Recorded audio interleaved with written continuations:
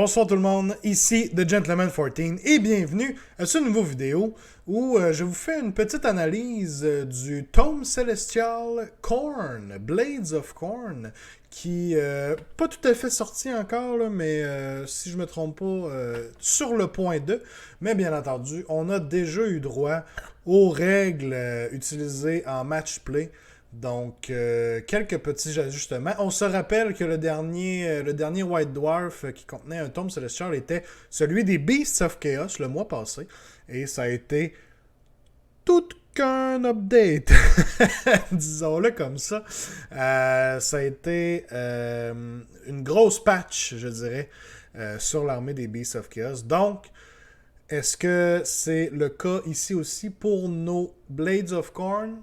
Je vais vous laisser en juger. Passons tout de suite au juteux. Ce que Games Workshop nous ont préparé dans ce tome célestial. Donc, tout d'abord, on a un ajout à faire aux Battle Traits, aux habilités d'allégeance pour Blades of Khorne. Donc, on rajoute l'habilité suivante, Hatred of Sorcery.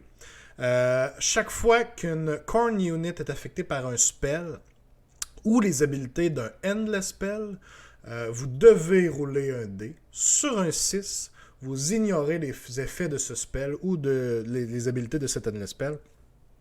Et en plus de ça, vous recevez un Blood Tide Point. Ok. C'est pas la première fois qu'on voit des habilités qui nous laissent ignorer des spells ou des endless spells. On en a quelques-unes à travers le jeu. On pense tout de suite notamment aux Dragons Stormcast qui ont en ce moment un 4+, Ignore Spell et Endless Spell. Très très très fort comme habilité. Il y a aussi par exemple le Battlesmith des Fire Slayers qui peut avoir un artefact qui va faire la même chose. Donc c'est très, très bon comme habilité. Ici, c'est sur un 6. Ça n'arrivera pas très souvent. On s'entend, là, faut vraiment que vous soyez chanceux pour rouler le 6. Par contre, vous avez comme un petit bonus de plus où vous allez recevoir un Blood Tide Point si vous roulez le fameux 6. Et ça peut être très très gros. Pour vous, joueurs de Khorne, ou peut-être si vous n'êtes pas un joueur de Khorne, vous n'avez jamais joué contre Khorne, mais les joueurs sauront tout de suite que les Blood Tide Points sont très très très importants dans une armée de Khorne. Ça fait quand même partie de leurs habilités d'allégeance principale. Et tout repose dans la façon où vous utilisez ces points-là. Car on se rappelle, vous pouvez en accumuler jusqu'à 8. Et lorsque vous les dépensez, vous pouvez les dépenser soit pour du summoning, soit pour ramener plus de démons sur la table, ou pour certaines habilités, comme auto-unbinder un spell, pouvoir vous battre dans la hero phase, pouvoir charger aussi hors de séquence. Donc on a beaucoup d'habilités très très fortes, et lorsqu'on utilise ces points, peu importe si vous en avez 1 ou 8, et peu importe le coût de votre habilité que vous utilisez, tous les points sont dépensés d'un coup. Il en reste toujours 0. Donc, d'avoir ici une autre manière d'aller chercher un Blood Tide Point occasionnel, c'est pas mauvais, ça n'arrivera pas souvent. Donc, c'est bon, c'est sur toute l'armée, c'est très lore, c'est très fluff, ça fit avec Khorne qui déteste la magie. Maintenant, est-ce que ça va arriver très souvent? Je me pose la question, probablement qu'un 5... Des fois, je me pose la question, oui, sur un 5, ça aurait été meilleur, mais le fait qu'on reçoive un Blood Tide à chaque fois, est-ce que ça aurait été problématique? Actuellement, je pense pas. Quand on regarde Khorne, en général, sont quand même assez bas dans les tier lists. Peut-être qu'on aurait pu y aller avec un 5+, pour ce jet-là, mais bon, on se retrouve avec un 6. Jaillit pas l'habilité, très fluff, 30 points, peut être très très forte, mais il va falloir être chanceux. Malheureusement, c'est pas quelque chose qu'on va pouvoir contrôler très facilement. Il y a peut-être du play à faire au niveau, parce qu'il mentionne très bien ici que si votre unité est affectée par un spell ou les habilités d'un Endless Spell, est-ce qu'il y aurait moyen que vous-même vous lancez un Endless Spell qui va affecter beaucoup de vos units. Par exemple, les Cogs, les Chronomantic Cogs, peut-être que vous plantez ça dans le milieu de votre armée, et là, ça affecte tout le monde. Holy Within 18, si je ne me trompe pas. Donc là, techniquement, si on se fie à ce qui est écrit là, Vous allez rouler un dé pour chacune de vos unités qui sont affectées, et peut-être que là, vous allez être capable d'aller chercher des points en roulant des 6. Alors que vous avez utilisé le bonus de charge là, pour les cogs, ce que vous voulez peut-être pas vraiment. Vous voulez juste aller chercher des Blood Tide Points. Il y a peut-être de quoi faire avec ça, mais dur à contrôler. D'autant plus que vous n'avez pas de caster dans votre armée à la base. Il faut que vous y allez par d'autres moyens avec l'Arcantome ou avoir un allié. Généralement Slaves to Darkness. Donc, difficile à dire, mais peut-être qu'il y a quelque chose à faire, ça. OK. Ensuite, le Skull Altar. Donc, on a eu droit à une réécriture du War Scroll pour le terrain de Khorne. Comme je disais tantôt, on a eu droit à la même chose dans Beasts of Chaos et ça a été tout qu'un changement. Donc, allons voir ici si ce sera la même chose pour le terrain de Khorne. Skull Altar. Words of Hate. Vous pourrez reroll Chanting Rolls for Friendly Khorne Priests wholly within 8 of this terrain feature. Donc, relancer les jets de chant, finalement, là, pour les prières. Et ça inclut tout ce qui est invocation et prière normale. Donc, c'est la même habilité que le terrain avait déjà. On est allé changer un peu le wording, comment c'est écrit pour faire fitter avec la 3e édition. Donc, encore solide. Une habilité qui était très très bonne déjà au départ. On l'a conservé. Parfait. Witchbane. Witchbane a changé. Witchbane avant était -1 to cast aux enemy wizards qui sont within size. Ce qui était quand même un bon debuff. Surtout quand on le pairait par exemple avec un Blood Secretor qui faisait reroller les castings réussis par l'ennemi. Donc là vous aviez un -1 to cast et en plus vous deviez reroller. Là on l'a changé plutôt pour une habilité qui fonctionne partout sur le battlefield. Donc, tant que le terrain feature est sur le battlefield, sur la table, lorsqu'un spell a un miscast, le caster va souffrir D6 mortels au lieu de D3 mortels. Bon. Selon moi, c'est moins bon que ce que c'était. Je pense qu'un -1 to cast, même si c'était un range peut-être limité à 16 pouces, selon moi, ça pouvait avoir beaucoup plus d'impact. Ici, un miscast, on s'entend, ça arrive vraiment pas souvent. Vous pouvez passer des games où ce que l'adversaire ne va jamais rouler 2-1 sur son casting.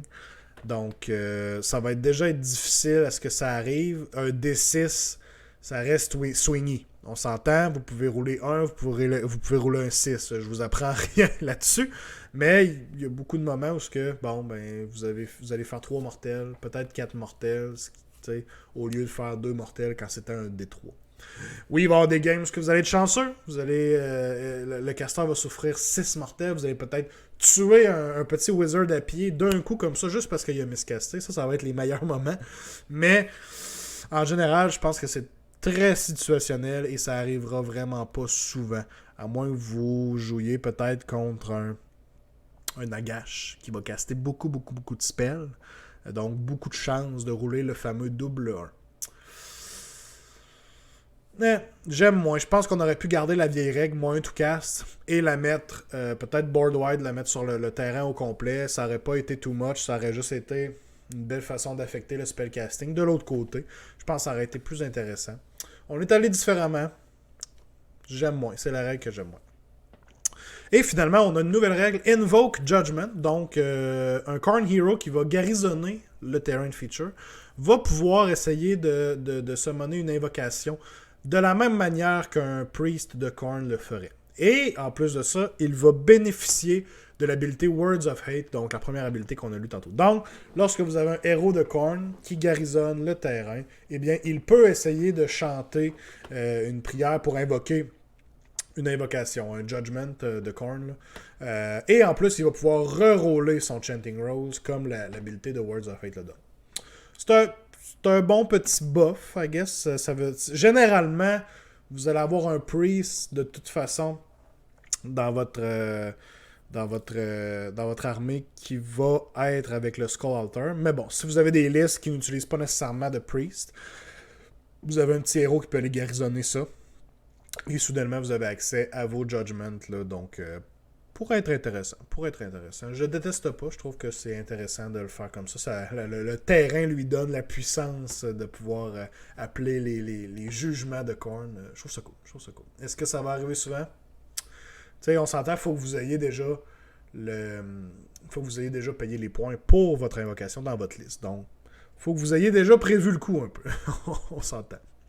Et finalement, on a le droit des Grand Strategies et des Battle Tactics. Donc, Grand Strategy, The Blood Legion's March. À la fin de la bataille, vous complétez cette Grand Strategy si dans tous les Battle Rounds après le premier, donc Round 2, Round 3, Round 4, Round 5, ça vous fait 4 Battle Rounds, vous avez summoné des Khorne Demons sur le battlefield en utilisant des Blood Tide Points.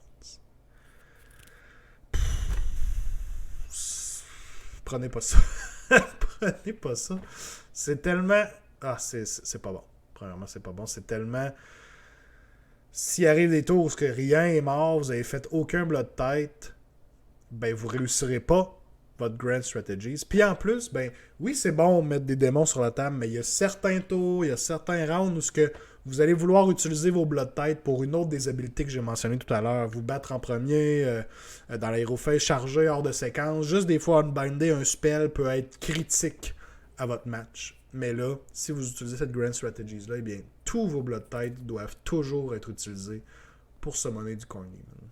Ça enlève beaucoup à vos options, je dirais. Et il y a de bien meilleurs Battle Tactics que vous pourriez utiliser. Pas Battle Tactics, Grand Strategies que vous pourriez utiliser. Donc, c'est un non pour moi. Laissez-moi savoir peut-être dans les commentaires, vous, si la Grand Strategies vous plaît, mais je ne verrai pas pourquoi. Et finalement, les Battle Tactics. Donc, on en a 3. Blood for the Altar. On choisit une enemy unit en dedans de 9 pouces du Skull Altar. Vous complétez la Battle Tactic si la unit est détruite durant ce tour. Solide. C'est une autre façon, Battle Tactics qui doit détruire une unit. C'est bon, cette fois-ci, il faut qu'elle soit rendue en dedans de 9 pouces de votre Skull Altar. Donc, un peu plus situationnel, mais c'est bon de l'avoir dans sa poche. C'est bon d'avoir dans sa poche. On a vraiment l'option. Là, ça peut arriver peut-être plus en fin de partie quand d'autres Battle Tactics... c'est un peu l'histoire de ces Battle Tactics-là, dans les livres. C'est que généralement, c'est pas les plus faciles à faire, mais vous les avez dans vos poches. Vous les avez dans votre boîte à outils. Si jamais les Battle Tactics plus faciles, plus génériques, celles que tout le monde utilise, sont trop difficiles à faire dans les tours où vous êtes rendu, eh bien, vous pouvez toujours vous remettre sur celle-là. Donc, Blood for the Altar... Très faisable dans les bonnes circonstances. Slay the Sorcerer, vous choisissez un héros sur le battlefield qui est un wizard. Vous complétez la battle tactique si le héros est slain durant ce tour. Très faisable aussi. On s'entend, c'est comme un autre Slay the Warlord. Ça n'a pas besoin d'être le général. Il faut qu'il soit un wizard. Donc, très solide. Des fois, un petit wizard à pied, assez facile à tuer. Donc, si on peut faire une battle tactics là-dessus, encore mieux. Et finalement, The Trial of Skulls.